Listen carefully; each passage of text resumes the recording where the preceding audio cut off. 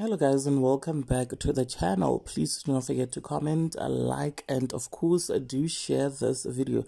So polygamist Musa Mseleku penned down a beautiful message on his social media, praising and basically thanking his wife Macele for being his pillar of strength and also for embracing his vision of being a polygamist, you guys.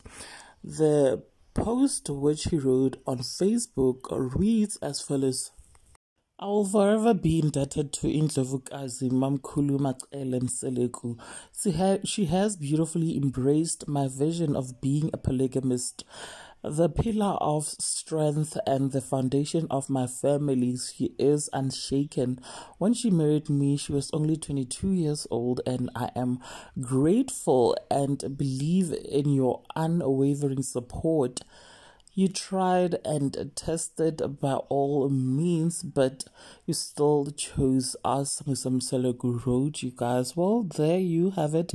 Please do share your thoughts with me in the comment section. Also like, share, and of course, do follow or subscribe to me if you haven't yet done so, guys. And I truly appreciate your support. Thank you so much for watching this video. Bye.